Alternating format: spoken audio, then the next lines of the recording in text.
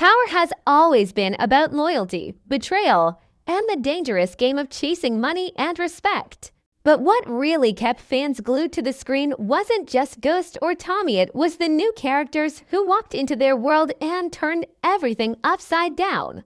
Every season gave us a fresh face that changed the story in ways nobody could have predicted. Some became allies, others became enemies, but all of them left a mark that shaped the entire Power universe. Season 1 of Power introduced us to James Ghost St. Patrick, a man trying to balance his double life as a successful nightclub owner and a drug kingpin.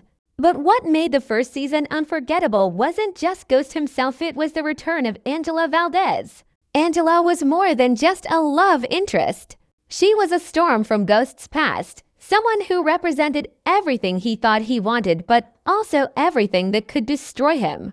She was a childhood sweetheart turned federal prosecutor, and her presence brought attention that the show thrived on. When Ghost runs into Angela after years apart, their chemistry reignites instantly. And that one chance meeting sets off a chain of events that would haunt every single season that followed. Angela's role in Season 1 was unique because she wasn't part of the drug world at first. She stood outside of it, representing escape and possibility, the idea that Ghost could really leave the streets behind and live a normal life. But here's the problem: her job as an assistant U.S. attorney put her in direct opposition to Ghost's empire. From the very beginning, Angela was written as a mirror to Ghost's inner conflict, the man who wanted legitimacy versus the man who couldn't walk away from the game. Every time she appeared on screen, the stakes shot through the roof. Because you knew Ghost wasn't just risking his marriage with Tasha or his loyalty to Tommy, he was risking exposure, his entire operation, and ultimately, his dream of leaving the game behind. What made Angela the standout new character wasn't just her relationship with Ghost, but how she shook the foundation of every relationship around him. Tasha saw her as a threat to her family. Tommy saw her as a danger to their entire business. And Ghost himself saw her as both salvation and destruction at the same time. She was complicated, smart, driven, and yet deeply vulnerable when it came to Ghost. That mix of strength and weakness made her human. And it made fans divided. Some loved her for pushing Ghost toward a better life, while others hated her for being the wedge that threatened to tear his empire apart. In many ways, Season 1 wouldn't have been as gripping without Angela. She wasn't a side character. She was the spark that lit the fire. Her choices forced Ghost to make decisions he couldn't avoid. Every time he thought he could keep his two worlds separate, Angela was there to remind him that secrets never stay hidden forever.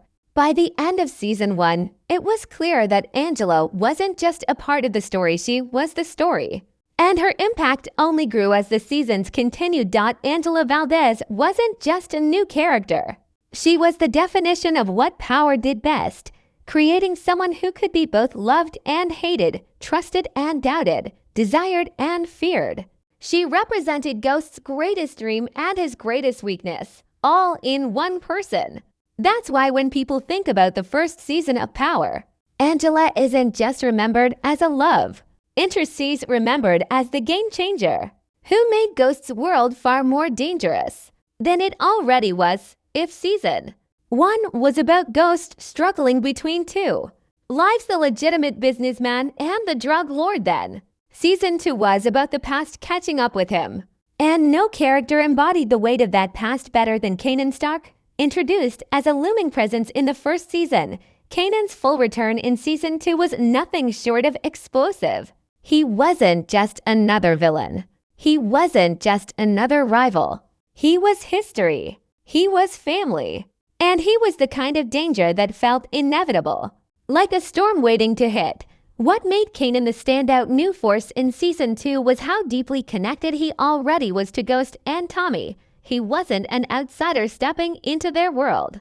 He was part of their foundation, the man who helped shape who they became. But Kanan wasn't returning to shake hands and reminisce about old times. He was returning with a chip on his shoulder and vengeance in his heart. Ghost had put him behind bars years earlier. And while Ghost had moved on, built his empire, and tried to escape into the world of nightclubs and legitimacy, Kanan had been stewing in a cell. letting anger and betrayal harden into something deadly. When he finally walked free, Kanan brought with him a raw energy that immediately changed the tone of the season. He was unpredictable, violent, and unapologetic. Where Ghost played chess, Kanan played with fire. He didn't need to plot 10 moves ahead. His presence alone was enough to throw everyone off balance. And that's what made him so terrifying. Ghost had built his empire on control, on making sure every piece was where it needed to be. But with Kanan back, control was no longer an option. Kanan was chaos, and he thrived in it. His relationship with his son, Sean, added another layer that made Kanan one of the most complex additions to the show. On the surface, Sean looked up to him, desperate for approval. But Kanan twisted that bond, turning fatherhood into manipulation. He pulled Sean deeper into the game, not because he wanted the best for his son, but because he wanted Sean to be an extension of his own rage. Watching Kanan mold Sean into something darker was heartbreaking, because it revealed just how far Kanan was willing to go to get back at Ghost. He wasn't just attacking Ghost's business, he was attacking his family, his trust, his sense of loyalty. Every time Kanan appeared on screen, there was a sense that something irreversible was about to happen. He could smile and crack a joke in one moment, then snap into brutal violence the next. That duality made him magnetic. You couldn't look away, even when you knew someone was about to get hurt. And unlike many characters in the Power universe, Kanan didn't pretend to want something better. He didn't dream about leaving the streets behind. The streets were him. That honesty, that raw embrace of who he was, made him both terrifying and oddly admirable. He wasn't torn like Ghost. He wasn't loyal like Tommy.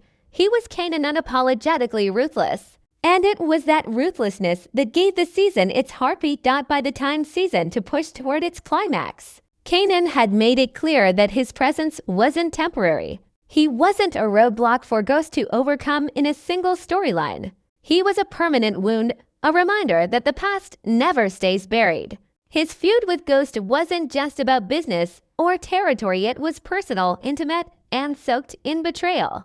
That's why fans didn't just see Kanan as a villain. They saw him as the embodiment of everything Ghost was running from. And in a show built on betrayal, there was something almost poetic about the fact that Ghost's greatest threat wasn't an outsider. It was someone he once called family. Season 2 wouldn't have been the same without Kanan Stark. His return didn't just raise the stakes, it redefined them. He showed us that in the world of power, enemies aren't always strangers. Sometimes they're the people who know you best, the ones who helped build your empire and are most capable of tearing it down. Kanan's presence turned Season 2 into a pressure cooker. And from that point on, it was clear Ghost could never truly escape his past, because his past had a name, and that name was Kanan. If Season 2 was about the past coming back for Ghost in the form of Kanan, then Season 3 was about the hidden dangers that lived inside the world he thought he controlled. And no new character embodied that danger more perfectly than Milan, the cold and calculating Serbian drug lord. Milan wasn't just another rival. He wasn't a hot-headed threat like Lobos or an unpredictable storm like Kanan. Milan was something much scarier. The monster who had been standing in the shadows all along, watching, waiting, and pulling strings while Ghost thought he was in charge. From the moment he stepped into the story, Milan changed the way fans looked at power. He was introduced with subtlety, appearing at first as an intimidating but quiet figure, someone who blended into Ghost's nightclub world as if he belonged there. But as the season unfolded, the truth came out. Milan wasn't just connected to the drug game, he was the game. As seasoned boss with international connections, Milan brought a new scale to power, one that stretched far beyond New York streets and into a global network. His presence reminded Ghost and the audience that no matter how much he tried to clean his hands with Truth Nightclub, there was always someone bigger, more powerful, and more dangerous waiting to remind him that his empire was fragile. What made Milan so unique compared to the new characters of earlier seasons was his methodical nature. He didn't act out of emotion, and he didn't lose his temper. Milan was calm, controlled, and terrifyingly precise. That made him almost impossible to predict. Where Kanan would show his hand in violence, Milan played the long game. He infiltrated Ghost's business, his club, his crew, and even his mind. By keeping Ghost under his thumb, Milan turned Season 3 into a psychological chess match. He made Ghost dance to his rhythm, reminding him with every move that freedom was an illusion. The genius of Milan's character was how he weaponized Ghost's own ambitions against him. Ghost wanted out of the game. He wanted legitimacy. He wanted truth to succeed. Milan exploited those desires, making sure Ghost had no choice but to keep moving drugs through his nightclub. And Ghost, trapped between his dream of leaving and Milan's stranglehold on his reality, became more desperate than ever. Every decision felt like it could collapse everything. Milan didn't need to yell. He didn't need to swing a gun. His power came from the fact that Ghost knew he couldn't escape him without paying the highest price, even Tommy, who had always been the muscle, the one Ghost could count on to have his back, found himself caught in Milan's orbit. Milan saw Tommy's loyalty and turned it into leverage, making Tommy feel like he had found a father figure who understood him in a way Ghost never did. That subtle manipulation created cracks in the partnership that had carried the show since Season 1. For the first time, Tommy wasn't just Ghost's brother-in-arms, he was a piece on Milan's board. And that betrayal cut deeper than bullets ever could. Milan's presence in Season 3 also forced Ghost to become darker, more cunning, and more ruthless. The Ghost we saw in Season 1, who dreamed of escaping into legitimacy with Angela, was gone. By the end of Season 3, Milan had pushed him into making choices that forever blurred the line between businessman and killer. Ghost learned that to survive Milan, he had to think like Milan. And that transformation was one of the most important turning points in the series. Milan wasn't just a villain for a season, he was the character who dragged Ghost into the deeper waters of who he really was. Fans often debate who the greatest villain in Power was. And Milan's name always comes up because of how fundamentally he altered the story. He wasn't loud, he wasn't flashy, but his shadow loomed over every single scene he touched. He made Ghost small. He made Tommy question his loyalty. He made the nightclub truth feel like a prison instead of an escape. And in doing so, he showed us the brutal reality of Power's world. No matter how high you climb, there is always someone above you ready to pull you back down. That's why Milan stands out as the most unforgettable new character of Season 3. He wasn't just another obstacle for Ghost to overcome. He was the embodiment of control, the reminder that Ghost's dream of leaving the game was nothing more than a fantasy. Milan proved that in Power, survival wasn't about running away from who you were. It was about embracing it, owning it, and playing the game better than the people who wanted to own you. And by the end of Season 3, one thing was clear: Milan wasn't just a villain. He was the lesson Ghost could never forget. Season 4 of Power opened with Ghost in chains. For the first time in the series, he wasn't the man on top, calling the shots, running both the streets and the club. He was powerless, stripped of control, fighting for his freedom inside a justice system designed to break men like him. And at the center of that system was John Mack, a sharp, relentless prosecutor who quickly proved that he wasn't just another government suit. Mack wasn't loud, he wasn't reckless, but his presence in the story was deadly because he represented the one enemy Ghost couldn't manipulate or shoot his way out of the law. What made John Mack such a unique new character was how he operated with calm authority. Unlike Angela, who was torn between her personal connection to Ghost and her professional duty, Mack had no personal stake. He wasn't in love with Ghost, he wasn't haunted by their past, and he wasn't looking for revenge. He was simply doing his job, and doing it better than anyone else around him. That made him terrifying in a new kind of way. For once, Ghost wasn't facing a rival in the drug game, he was facing someone who lived by rules Ghost couldn't bend. From the very beginning of Season 4, Mack stood out as the voice of logic in the chaotic swirl of prosecutors and investigators chasing Ghost. He saw the bigger picture, analyzing every angle, every move, every weakness. and using it to tighten the noose. Unlike other antagonists, Mac didn't need to pull a trigger. His weapon was the system itself, and his mind was sharp enough to turn Ghost's world into a cage. For the first time in the show, fans watched Ghost stripped of his nightclub, his crew, his suits, and even his name reduced to inmate number. And while many forces played a part in that downfall, John Mack was the face of it.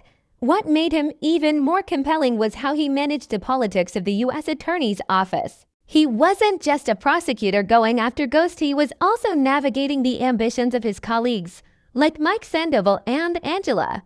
In many ways, Mac was the one who kept the entire investigation from imploding, holding everyone accountable and pushing the case forward with a steadiness that felt unshakable. He was a reminder that the game wasn't just being played on the streets or in the club, it was also being played in courtrooms, and in those spaces, men like Ghost weren't kings. They were pawns. Fans also saw in Mac a different kind of ambition. Unlike Ghost, whose dream was to escape into legitimacy, or Tommy, whose loyalty tied him to the streets, Mac's ambition was about rising through the political ladder. He wanted to win not for personal grudges, but because every win meant more power inside the system. That hunger gave him an edge, because it meant he was always thinking ahead. Ghost could anticipate street moves, he could anticipate betrayals, but he couldn't anticipate a man who was 3 steps ahead in a courtroom battle. Mac brought a sense of inevitability to Season 4, the idea that Ghost couldn't win this fight, not because he wasn't smart enough, but because he was playing the wrong game. The brilliance of John Mac's character was how he shifted the energy of power up until then. The show thrived on street wars, betrayals, and violent rivalries. But in Season 4, the battlefield changed. Ghost was no longer a free man, and the war was no longer fought with guns and drugs, it was fought with evidence, testimony, and strategy. Mac embodied that new battlefield. He made fans realize that sometimes the scariest enemy isn't the one with the gun in his hand, but the one with the pen and the power to decide your fate in court. By the end of Season 4, Mac had cemented himself as a vital force in the Power universe. He wasn't a street legend like Kanan or an international threat like Milan, but his impact was just as heavy. He exposed Ghost's vulnerability in a way no other character had before. He showed us that Ghost's greatest fear wasn't death, it was losing control, being trapped, and watching his empire slip through his fingers while he sat behind bars. Mac didn't need to kill Ghost to destroy him. All he needed was the law. And in Season 4, that was enough to make him the most unforgettable new addition to the story. That's why John Mac stands out as the best new character of Season 4. He didn't just challenge Ghosty, forced the show itself to evolve, proving that power wasn't only about the streets, but also about the systems designed to keep men like Ghost from ever escaping them. And in doing so, he reminded everyone watching that power doesn't always come from fear. Sometimes, the most dangerous kind of power is the kind that looks you in the eye, stays calm, and quietly takes everything you have without ever raising its voice.